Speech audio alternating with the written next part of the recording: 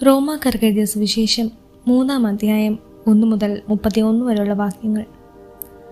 അങ്ങനെയെങ്കിൽ യഹൂദന് കൂടുതലായി എന്ത് മേന്മയാണുള്ളത്? പരിച്ഛേദനം കൊണ്ട് എന്ത് പ്രയോജനമാണുള്ളത്? പല വിധത്തിലും വളരെ പ്രയോജനമുണ്ട്. ഒന്നാമത്, ദൈവത്തിൻ്റെ അരുളപ്പാടുകൾ ഭരമേൽപ്പിച്ചത് യഹൂദരെയാണ്. അവരിൽ ചിലർ അവിശ്വസിച്ചെങ്കിലെന്ത്? അവരുടെ അവിശ്വസ്തത ദൈവത്തിൻ്റെ വിശ്വസ്തയെ ഇല്ലാതാക്കുമോ? ഒരിക്കലുമില്ല. എല്ലാ മനുഷ്യരും വ്യാജം പറയുന്നവരായാലും ദൈവം സത്യവാനാണ്. ഇങ്ങനെ എഴുതപ്പെട്ടിരിക്കുന്നു: അങ്ങയുടെ വാക്കുകളിൽ അങ്ങ് നീതിമാനാണെന്ന് തെളിയും, വിചാരണ ചെയ്യപ്പെടുമ്പോൾ അങ്ങ് വിജയിക്കും. എന്നാൽ നമ്മുടെ അനീതി ദൈവനീതിയെ വെളിപ്പെടുത്തുന്നെങ്കിൽ നാം എന്തു പറയും?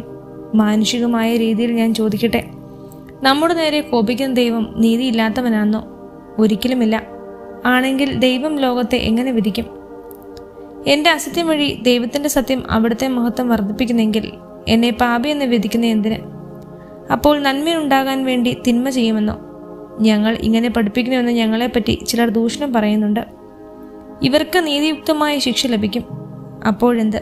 യഹൂദരായ നമുക്ക് വല്ല മേന്മയുണ്ടോ? ഇല്ല, അശേഷമില്ല. യഹൂദരും ഗ്രീക്കുകാരും പാപത്തിന് അതിരാണെന്ന് നമ്മൾ മുമ്പേ കുറ്റപ്പെടുത്തിയല്ലോ. ഇങ്ങനെ എഴുതപ്പെട്ടിരിക്കുന്നു: നീതിമാനായി ആരുമില്ല, ഒരുവൻ പോലുമില്ല.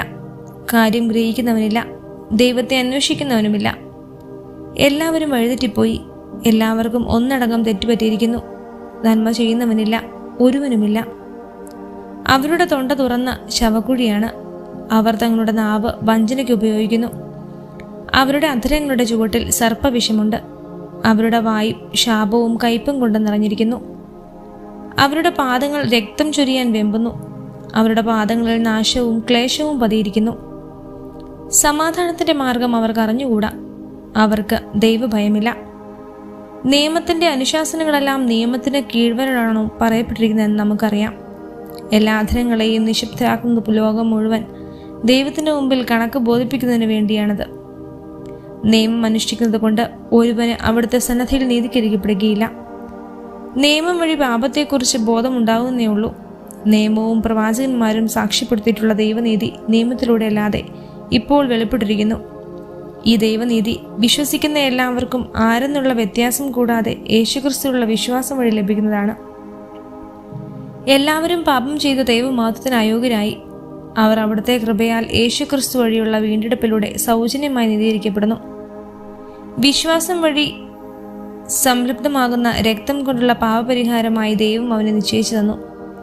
അവിടുന്ന് തൻ്റെ ക്ഷമയിൽ പഴയ പാപങ്ങളെ അവഗണിച്ചുകൊണ്ട് ഇപ്പോൾ തന്നെ നീതി വെളിപ്പെടുത്താനും അങ്ങനെ താൻ നീതിമാനാണെന്നും യേശുവിൽ വിശ്വസിക്കുന്നവനെ നീതീകരിക്കുന്നവനാണെന്നും തെളിയിക്കാനുമാണ് ഇപ്രകാരം ചെയ്തത്. അതുകൊണ്ട് നമ്മുടെ വൻപ് പറച്ചിലെവിടെ? അതിന് സ്ഥാനമില്ലാതായിരിക്കുന്നു. എന്തടിസ്ഥാനത്തിൽ? പ്രവൃത്തികളുടെ അടിസ്ഥാനത്തിലോ? അല്ല, വിശ്വാസത്തിന്റെ അടിസ്ഥാനത്തിൽ. എന്തെന്നാൽ നിയമാനുഷ്ഠാനം കൂടാതെ തന്നെ വിശ്വാസത്തിൽ മനുഷ്യൻ നീതീകരിക്കപ്പെടുന്നു എന്ന് നാം അഭിമാനിക്കുന്നു. ദൈവം യഹൂദരുടേത് മാത്രമാണോ? വിജാതിരുടേതുമല്ലേ? അതെ, അവിടുന്ന് വിജാതിരുടെയും ദൈവമാണ്. എന്നാൽ ദൈവം ഏകനാണ്. അവിടുന്ന് പരിച്ഛേദരെയും അപരിചിതരെയും അവരവരുടെ വിശ്വാസത്താൽ നീതീകരിക്കും. ആകയാൽ നാം നിയമത്തെ വിശ്വാസത്താൽ അസാധുവാക്കുകയാണോ? ഒരിക്കലുമില്ല. നിയമത്തെ ഉറപ്പിക്കുകയത്രേ ചെയ്യുന്നത്. റോമാക്കാർക്ക് എഴുതിയ സുവിശേഷം 4-ാം അധ്യായം 1 മുതൽ 25 വരെയുള്ള വാക്യങ്ങൾ. ആകയാൽ ജഡപ്രകാരം നമ്മുടെ പൂർവ്വപിതാവായ അബ്രഹാത്തെക്കുറിച്ച് എന്താണ് പറയേണ്ടത്?